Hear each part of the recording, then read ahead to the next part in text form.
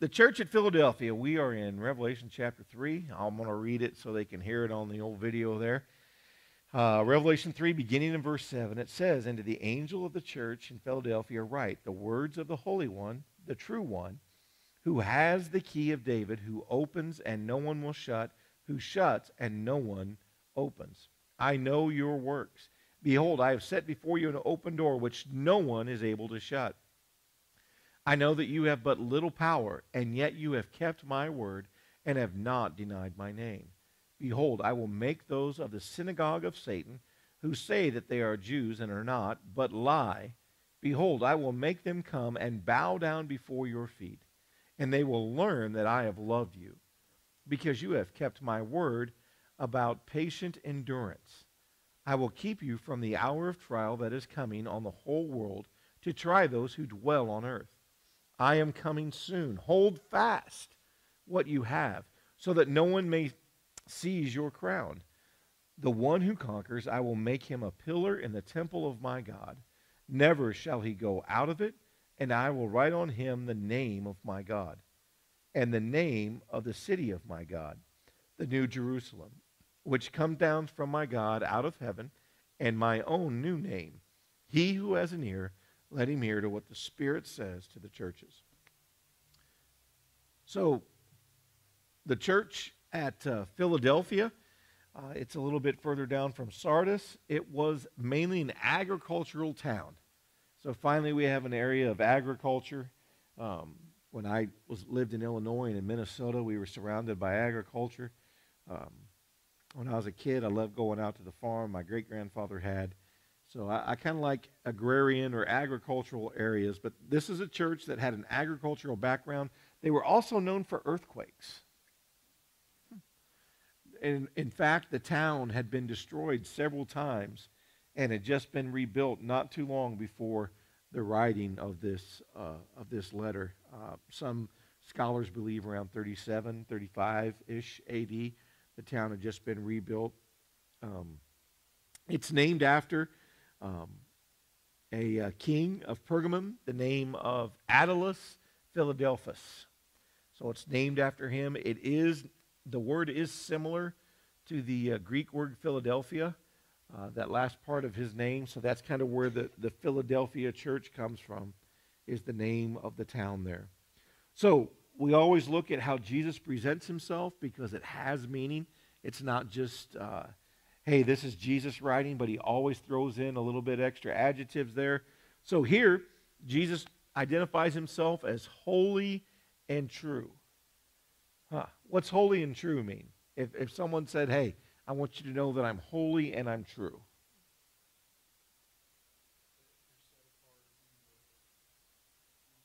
Set apart and you're honest? I kind of think personally, you ever heard someone say, well, this is the real McCoy? This is the genuine article, right? I think maybe when you hear that word true, it might have a little ring of that I am truly the one that is in charge of the church. How about the key of David? He presents himself as that, right? Who has the key of David, who opens and no one will shut, who shuts and no one will open. Anybody kind of, what's your little study Bible say about the key of David? Anybody have any little notes in there? No. Someone look up Isaiah 22:22 real quick.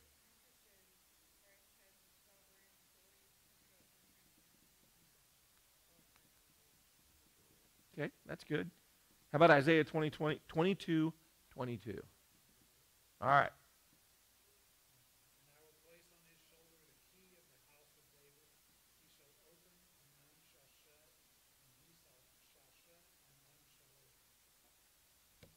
So there is a reference right there to what shows up in the book of Revelation. Huh?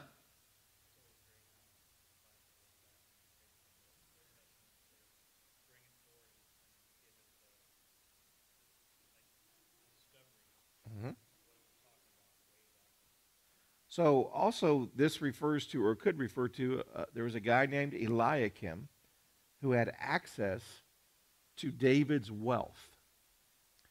And this was for him to be able to do a job. He could go in and take what he wanted. He could shut it down.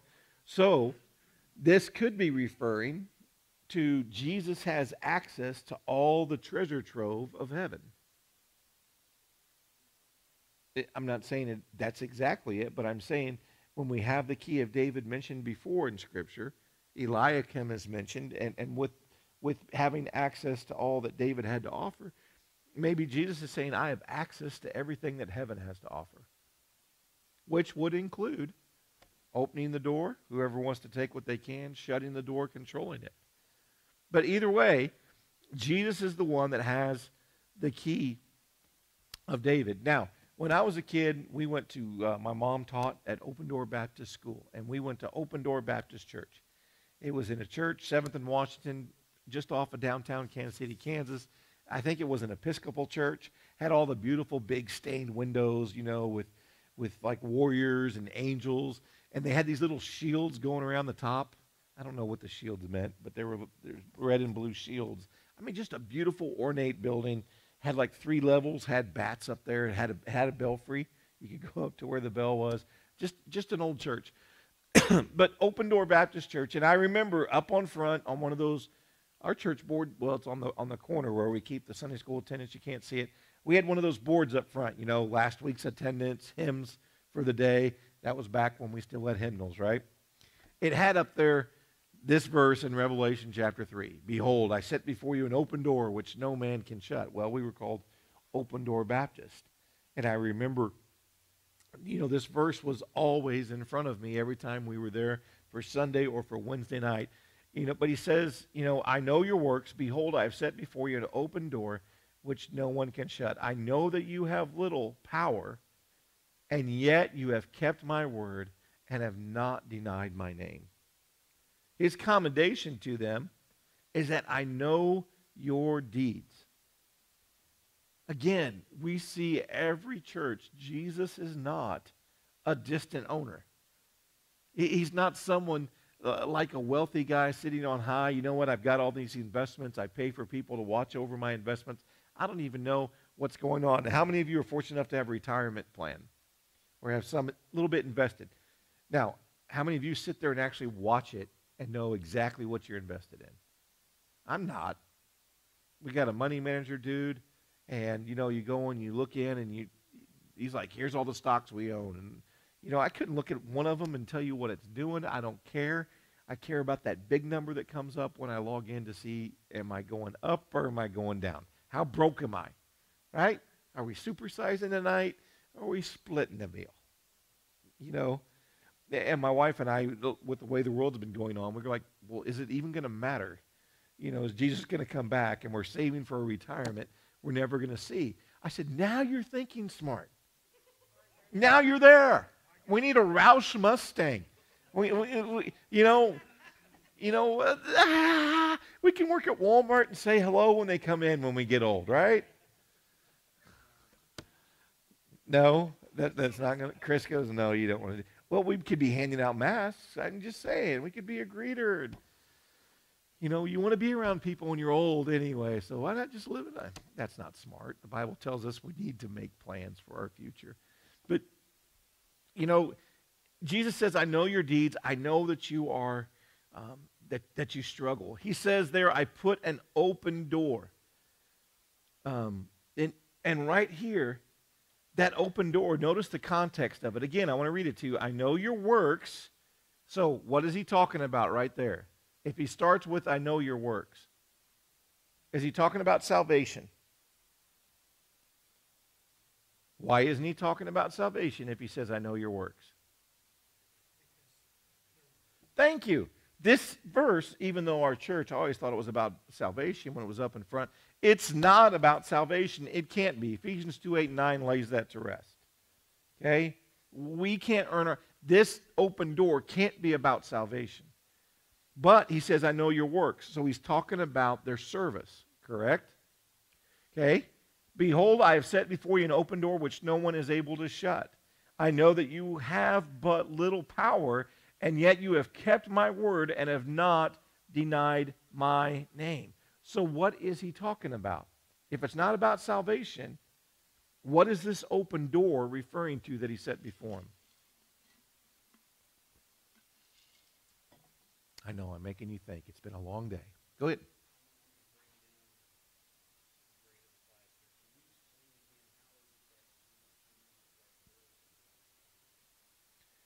I know your works is right there. And we're in the same thought. You ever got in a conversation with your wife and all of a sudden she started talking about something else and you didn't hear it? And she goes, I'm just going to kill them. And you're like, you're going to kill the kids. Or you're going to kill the dog. Because that's what you remember last talking about. Because you missed the context of the conversation. She changed subjects. You understand what I'm saying? So we've got a subject matter here. I know your works. Then we have the open door. And then after the open door, he says, I know that you have but little power, and yet you have kept my word and have not denied my name.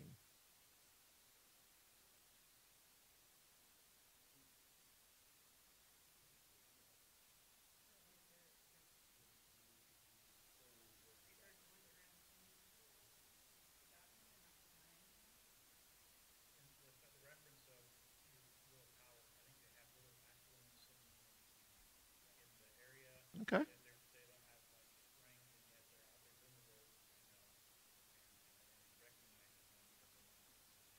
So I know your works. You have little power. You guys are on the right path. At least I believe for this passage. I know your works. You have little power, but I'm putting before you an open door. I am setting before you an open invitation to serve me that no one will stop. No one's going to keep you from serving me. I know you have little power. I know. And then he brings up the very next thing, or the next part there, right? Behold, I will make those of the synagogue of Satan who say that they are Jews and are not, but lie. Behold, I will make them come and bow down before your feet. Do you think maybe in this church of Philadelphia there were those Jews saying, you're not worthy enough to serve God? Are you seeing it now, Sean? How it lays out in the context, how this open door could be a door to service. I'm not saying it can't be applied to salvation.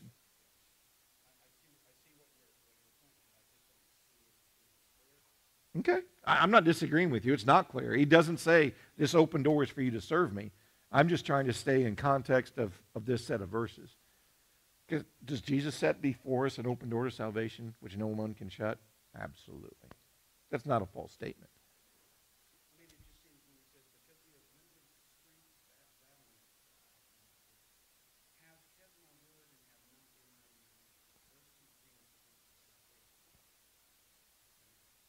Or, what'd you just say? Commands. What are the commands for? Are the commands for salvation? Or the commands are a reflection of I'm following Jesus. So see, even with what you just said, it points more toward keeping my commands. I am walking in the way that Jesus told me to walk. So that's the door to service. I can't serve Jesus until I'm saved.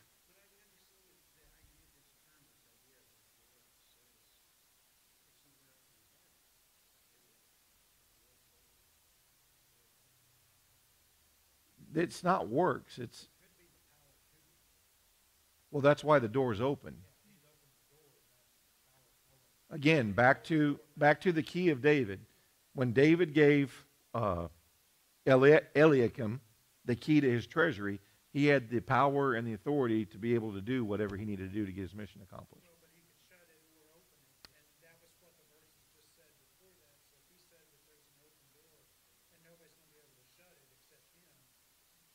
Well, Jesus has the power.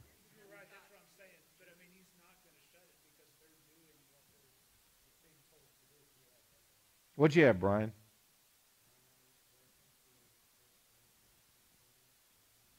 Which says?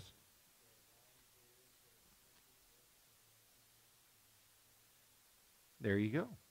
There's the reference to the door to work. Huh? Boy, I'd have to have my memory jogged on that one.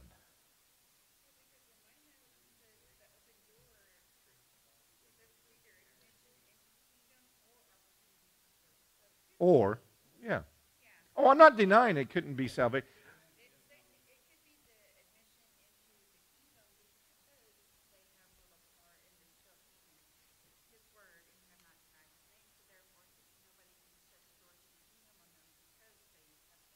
But remember, we have seen the synagogue of Satan before, right? There was another church that had the same issue with the synagogue of Satan, trying to get them to stop or stray, right? Um, so this synagogue of Satan, this pressure from the Jews to get them to stray from the new mission, which Jesus gave them, there's still that pressure. So, the encouragement that, hey, keep doing what you're doing. You may think that you don't have much money and little influence, but I'm the one. This is just how I see it. Jesus is saying, I'm the one that gives you the service. Let no one stop you. You ever attended a church where they told you couldn't do that ministry? You're not qualified? And I'm not talking about deacon or elder. I've been in those churches. Well, they can't serve. Why not? Well, because, no, I don't know. You have to tell me when God said, I want them to be on my team, why they can't do something. Now, at our church and our bylaws, to cover our behinds, we do have some things. If you're going to teach a Sunday school class, you need to be a member. Why? Well, to be a member, you got to take a class. Well, why do I have to take a class? Because we want to make sure that we're all on the same page when we teach doctrine to our kids and to the people in our. It doesn't mean we don't have some variances. That's not it. But we have some basic things that we're about that we want to make sure people who are leaders are going to follow. It's also church discipline. If you're going to be a leader and being a lead teacher, we've had people teach in our classes that aren't members. Okay? It's not that they can't teach. It's that if you're going to be a leader, there needs to be accountability. All throughout this book in the New Testament church, guys, there's accountability. Okay? So we hold to it here. In our church, we have the deacons and the elders. They hold Adam accountable. I don't just get up there and say, here's where we're going. I say, here's where I'd like to go. Here's what I believe. But they're the ones that have got to say, hold it. We can't do that. We can't go there. Trust me. I would love to say, you know what? I know what we need to do on that building. Here's what we're going to do. It'd be so much easier. We'd already be going down the path. Seriously. But that's not the way a church should be run. We should have leaders that God has raised up in this church. They need to start making decisions.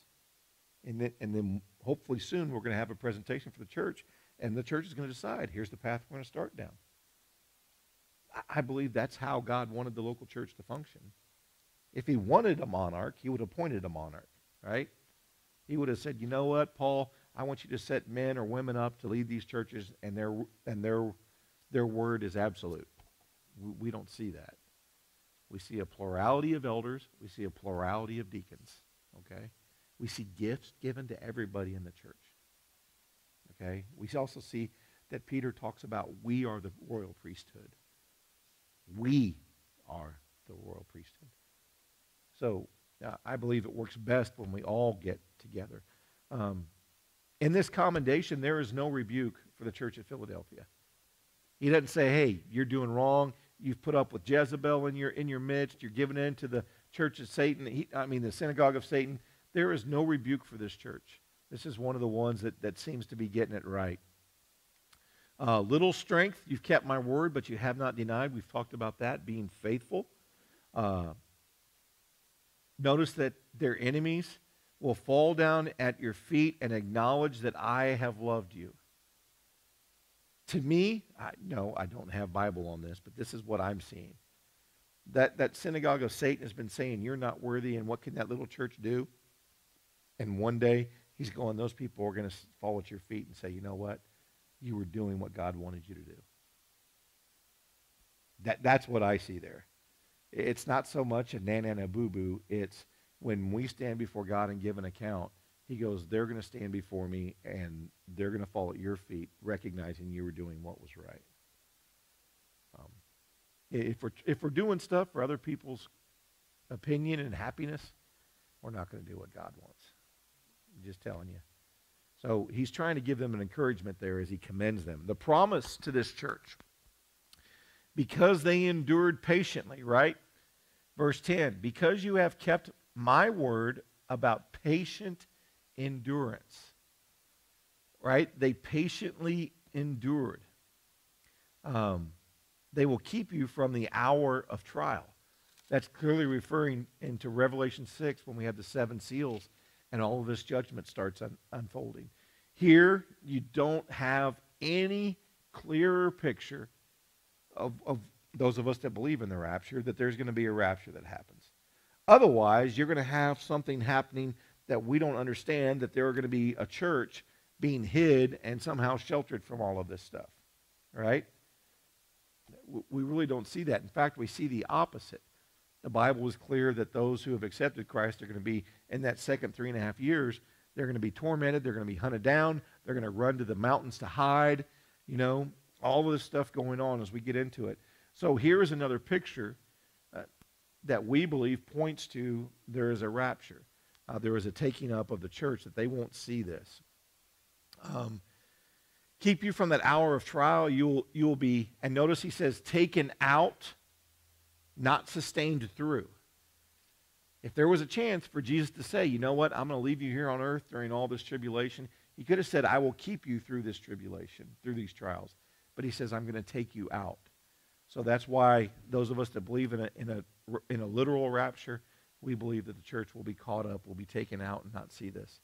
The Philadelphia church may be gone, but even today there still are churches holding on who are small in nature, maybe being laughed at, and still are doing the work Jesus gave them to do.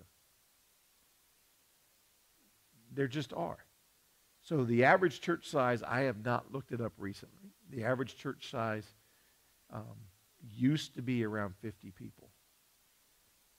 You were a little bit over average if you had 80, would be moving into a large church size if you had 80.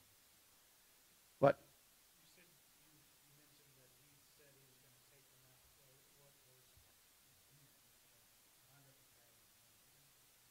was I will keep you from the hour, yes. Keep you from. That's where we get taking out. I'm going to keep you from it. That's okay. No. Keep you from. Yeah, keep you from.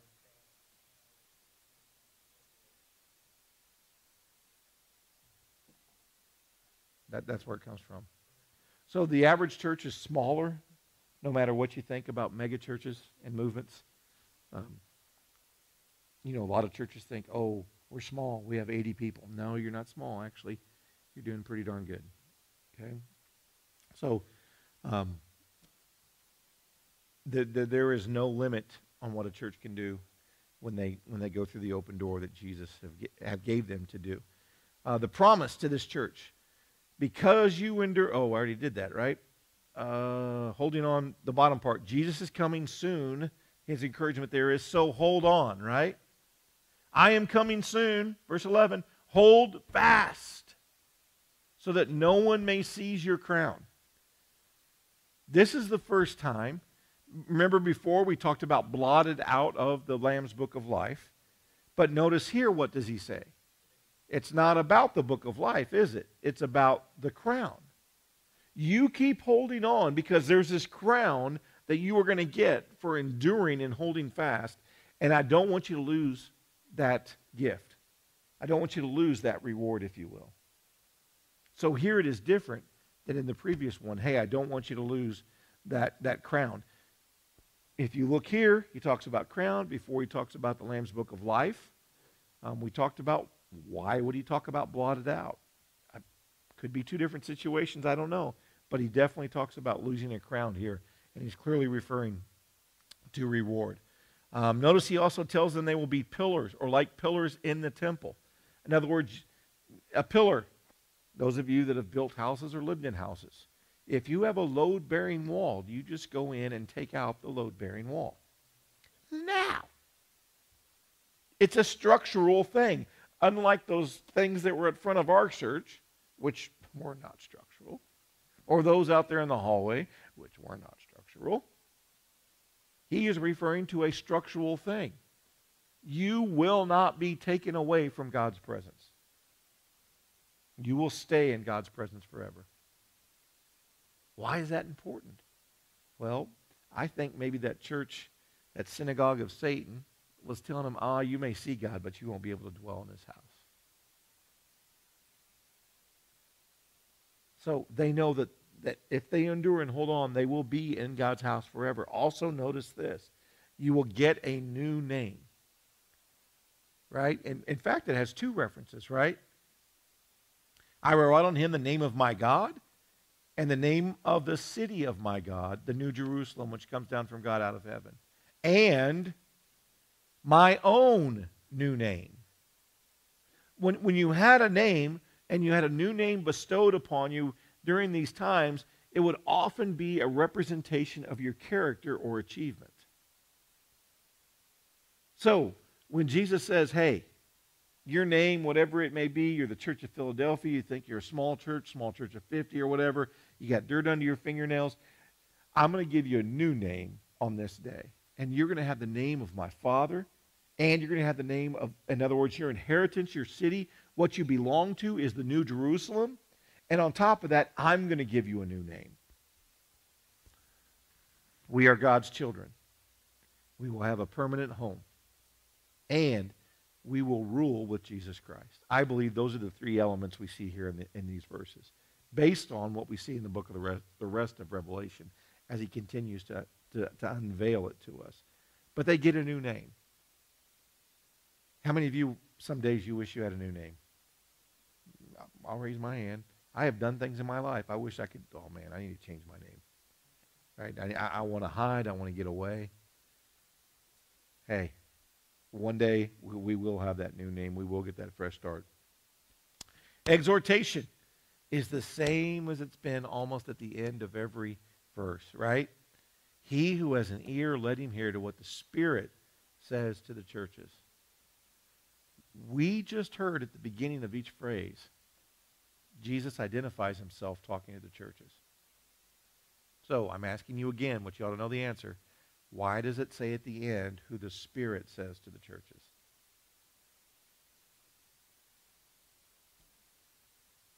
If Jesus is the one talking at the beginning, why does he tell them, listen to what the Spirit has to say at the end? I'm just making you think. I know you know the answer. You're just worried to get. They're one and the same, but they're also three separate. What's the Spirit's job? Guide, comfort, one more. Teach, convict. He's saying, hey, I may be giving you this prophecy, but the Holy Spirit's the one that's going to apply it to your life and it's going to make you think, hey, what's going on? Now, I want you to remember, we have a couple left. We have the church at Laodicea. That's actually the last one we have. So in 2 weeks, you might want to be boning up on all these other churches. We're going to write our own little letter. What do you think Jesus would have to say to the church at Keys Baptist Church? And we're going to go through the same thing. How would he identify himself to us? What would our commendation be, or would he have a commendation for us? Would there be a rebuke? I'm sure there'd be a promise. He gives a promise to everyone, right? And I'm sure there'd be an exhortation.